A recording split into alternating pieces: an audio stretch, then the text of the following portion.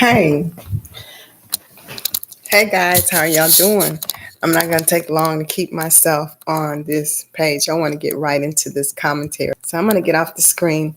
Make sure you subscribe to this channel, like it, hit the notification bell because there's a lot of content from quite a few videos that I've done in the past and videos because a lot of people don't know who I am and what I do.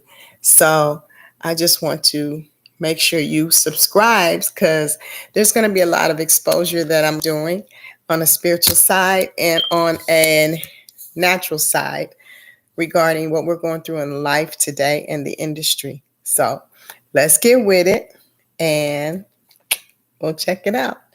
Hope everybody's having a blessed Sunday. And I know there's probably not going to be any people to pull up, but you'll see it on the rewind. Hold on. Let me get this right here.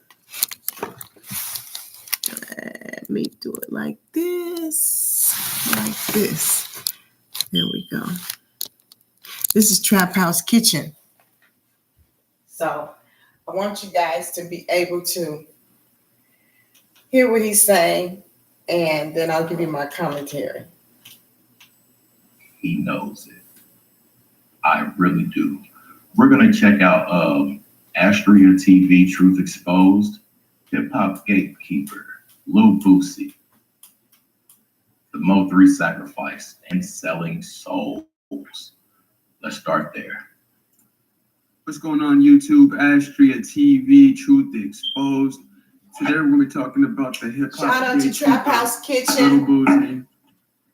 Boosie on live where he loves to be, you quick. guys. This man loves to be on live with his big mouth. And the Mo3 Sacrifice. Let's get into it. Let me just say this really quick. I got this commentary from Traphouse Kitchen and Miss Lowdown, and also from Celeb Source. I got some information. So let's get with it and go. Lil Boosie started out as a rapper in the late 90s. He ended up signing to Pimp C's record label, which is very strange that what ended up happening to Pimp C.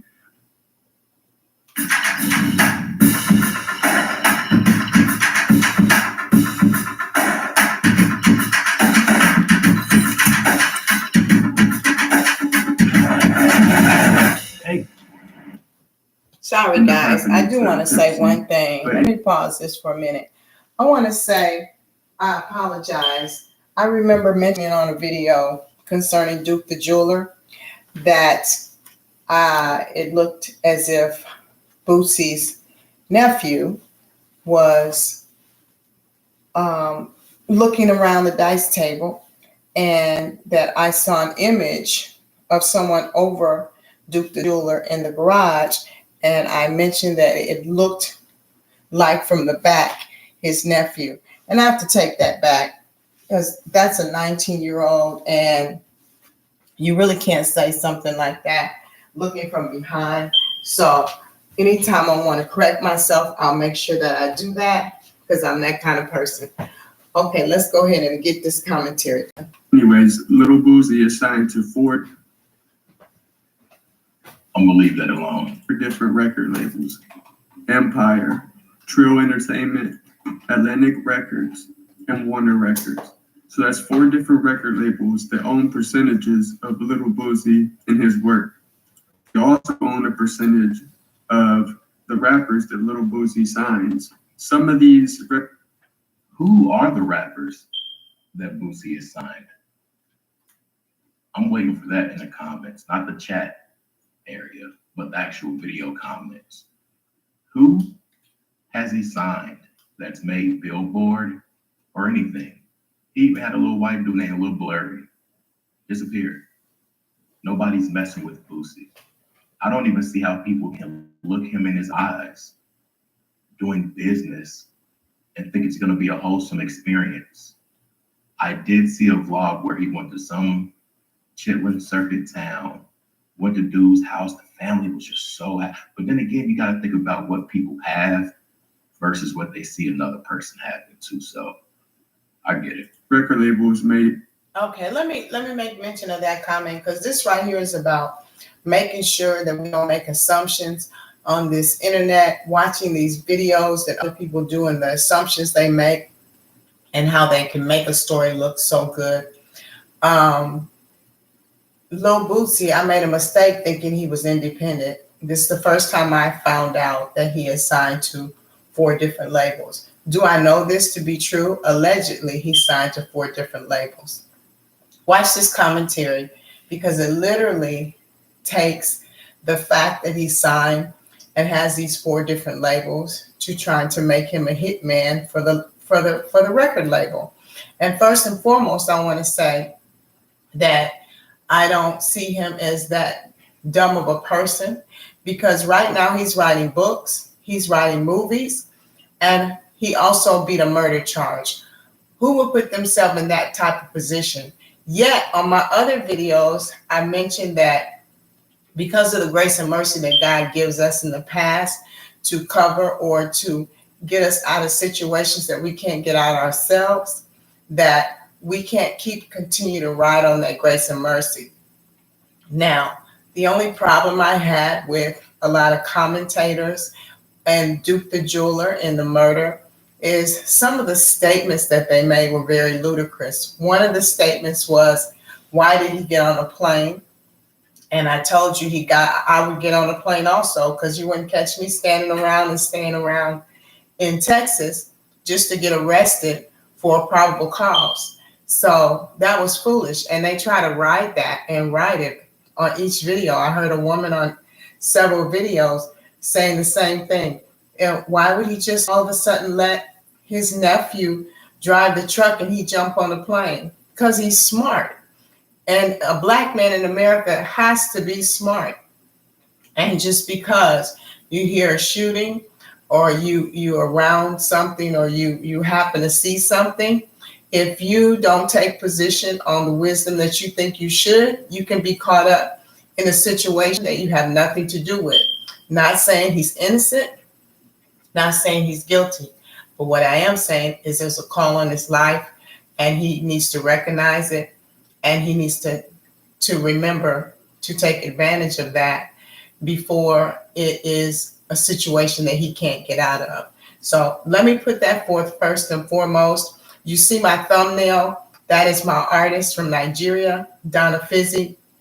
At the end of this commentary, I want you to check some wholesome, good music out so you can balance out the rap that you hear and get into some music that we're getting into now, which is All Eyes on Nigeria with Burna Boy, Wizkid, Omale, Tim's. I can name Area Star.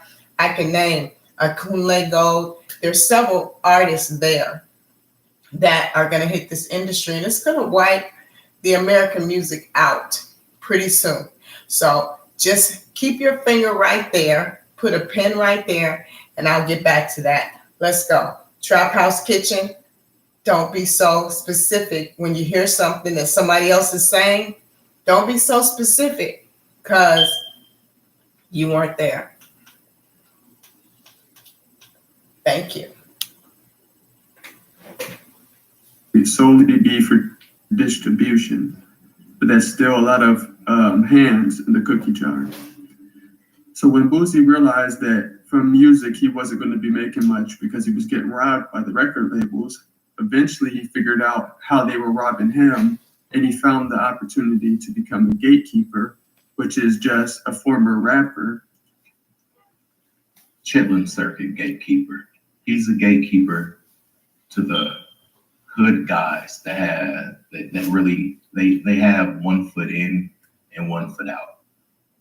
And yeah, that's why he's with Empire. Empire Records, they love, and allegedly, this is all allegedly, and it's just really what I see, in my opinion. But I see them dealing with a lot of people that are 1 foot in, 1 foot out. And a lot of these people that are 1 foot in and 1 foot out are 6 feet under. So when you get that big spike in sales and this and that, you got this little company over here with all these 6 feet under artists. They're getting the advantage of the Prince effect, really. I'm glad that Traphouse Kitchen is bringing this out. I like watching Traphouse Kitchen. He has a lot of good commentary. And with this information on Empire, when I give you Miss Lowdown's information, you're going to be amazed. And you're going to see that this woman does a lot of thorough research and has her thumb, nail, and finger on the pulse of what happened in the shooting of Mo3, and just all the information that she has to show what Empire is all about. So let's go. They're reaping the fruits of this artist's labor, probably more than a family, probably faster. The key to growth is the foundation of one's roots, strengthening you to slip through tension. Probably more than a family, probably faster than the family. Who now does what the record labels did to him, and he robs other people. So this is why he became a gatekeeper. It's easier to make money off the back of someone else's work as compared to going and making songs, getting robbed by the record labels. So instead, he started doing the robbing himself. These rappers, they get finessed, like I said, by the record label. They learn how to do it, and then they themselves do a partnership with the record labels to, in turn, rob upcoming rappers and split in that money with the record label. Basically put their pimping the label and split in that money with the record label. Basically put their pimping the artists out. Everyone thinks that the gatekeepers are amazing people who are helping their communities and their people by putting these rappers on. But in reality, it's all for selfish reasons. They're not going to put someone on unless they're making a percentage off of it. Facts. And Boosie, he just keeps everything at a certain level because he's stuck at a certain level. And that's why a lot of people would never go past. Notorious for trying to sign these upcoming rappers. First, we're going to take a little look at the Kodak Black situation. Kodak Black said that Boosie tried to sign him for like $10,000. Basically, tried to rob the man. This little Boosie, I used to look up to him. So he said, "What part of Florida you in?" I tell him I'm in Broward. He was like, you want to come sit down with me and like give me like 10 billions or something. But I already had that money off street money. Listen, I already had that money off street money like before. So when he said like he want to come give me 10, like I guess, but you never know a duck till you try and stuff like that. Well, it's something about that Louisiana thing. Much respect to Louisiana, but I don't get why your artists try to get these other artists and just really pimp them out. 10,000. I'm sure at that age he could have made 10,000 off a verse. He could have uploaded a one hook, one verse song, and probably made 10,000 just off of streams. 10,000 bucks, y'all. 10,000 bucks. Depending on what part of Florida they're in, he couldn't even pay his mother's rent for a full year. Make that make sense. 10,000 bucks. And what was Boosie gonna want in return from this guy that looked up to him? Now you're screwing him, for lack of better words. I was straight up. You think it was like a respect factor that he just wanted to just hit, hook you up, or I mean? Nah, he wanted to sign me for like $10,000. Oh hell no! The next situation is the NBA YoungBoy situation. A lot of people don't know that Boosie has his hand in these artists' contracts. He'll go and get people like NBA YoungBoy and broker a deal with Atlantic Records for him. And in that contract, Boosie would be getting a percentage of everything YoungBoy does. The record label gets a percentage of everything YoungBoy does. And that's why NBA YoungBoy does not want to sign this new contract with Atlantic. Then we have the video of Boosie getting mad that NBA YoungBoy basically figured out he was getting finessed, and then he wouldn't clear a song for him. So Lil Boosie was still trying to profit off of this man's success with the song. He got mad that he wouldn't clear it. And this is what Lil Boosie had to say on the Vlad interview. And pay attention to his facial expression, how angry he looks, his heavy breathing, and what he says. How'd you feel in this case you had to respond?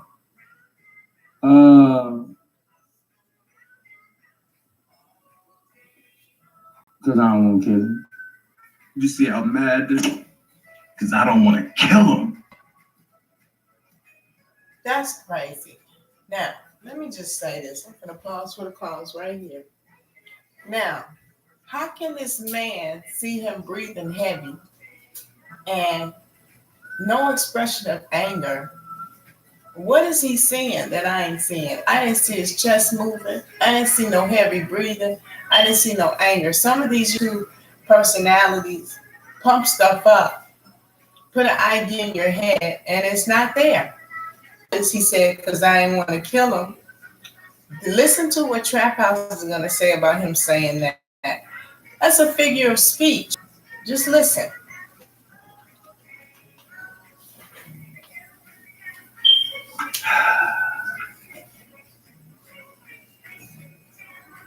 If I were young boy's people, it has to be addressed. Just the mere fact of you saying, because I don't want to kill him, boy, you thought about killing me. And because you thought about killing me, you might have to go first. Listen to how dramatic that bit goes. Somebody needs to tell NBA YoungBoy, he's thinking about killing you, so he might have to go first. All this is subliminal messages that the enemy uses to put in people's head to start beefs, start things going back and forth, and put people in danger for no reason at all. Now, if you realize or you remember, Boosie addressed NBA YoungBoy about doing a video with Lil Nas X. And you know how Boosie feels about Lil Nas X. So this could very well be why Boosie said what he said and made that statement, or he's displeased with NBA YoungBoy. It's not necessarily that they're going to put on this information as if he's a gatekeeper and a hitman to take people out for insurance policies for the label. When this man is beyond just being a rapper, he's a businessman. He's almost an icon for Martin Lawrence, but he has business, he has books, he has movies. If he was a serial killer or murderer as a gatekeeper, and this is what they're going to portray, then that would be foolish to jeopardize. When I called this dude the Louisiana Reaper, I don't think I've thought of that before, actually. I've only just thought it. But yeah, he's a Louisiana soul. Monthly fees are the absolute worst. So stop paying them. Tubi is free streaming. Classic movies, blockbusters, live TV, originals. Tubi has it all. You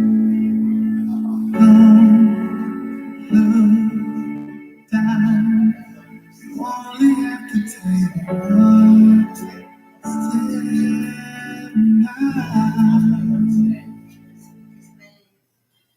And a soul reaper. Tell me I'm lying.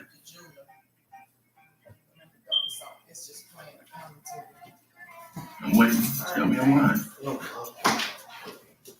Oh, okay, that part. I'm gonna run that back. And this is something your speed from. I would not clear a song for you either, bro. What am I gonna put money in your pocket for? You already played me. You already get money off me, and you're doing nothing. Now let me say something about what he just said. He said, you already played me. You already getting money off of me. So why would I clear a song for you? Okay, so he may be disappointed with him clearing a song. If he introduced him to the industry and he became big like he is, no matter what the amount of money was given, it was a mutual agreement. People sign artists all the time, and in the contract, if you don't read the contract thoroughly, it may say that they have the option of signing them to someone else. So it's business, and a lot of these people on these commentaries don't realize that business. It is not necessarily true or factual to make these statements. So I'm gonna say to Traphouse Kitchen, he's kind of crossed the line a little bit. But I do want to say allegedly, anything that's mentioned here while I'm on this commentary is all alleged and is for entertainment and educational and teaching purposes. Always, always. I'll repeat that. You're doing nothing. Heavy breathe in what he says. Because I don't want to kill him. Didn't sound like heavy breathing to me. He's talking about. We're gonna skip past that part. Let's do this. So then there was this hostility of, they made him look stupid. They took away his opportunity to middleman him, That part. which is what he does repeatedly over and over to these upcoming artists. Just like that clip of Little Uzi saying that Famous Dex tried to sign him for $20,000 or $10,000. They give him that a bit. Now let me say this. Someone tried to sign my artist to a label for $10,000 in Nigeria, Donefizzy, which that's the picture on the thumbnail. If you're in a position in Nigeria, things are much harder than the United States. So it would have been easy to take that amount of money and get signed, especially to somebody you think you can trust, and get the $10,000 and look to make more coming up, especially if you don't have a dime in your pocket. Nobody tells the alternative to the other side. I, as a manager, knew that that wasn't a good business decision and to stay independent and to ride the wave, because everything is gradual with God. If you do things the right way and you take your time in this music industry and you don't look at these opportunities as last chance opportunities and you make wise business decisions, if you can ride it out and wait it out, then you can allow the connections and the people that you connect with and that work with you to support you as you go along and until you get there.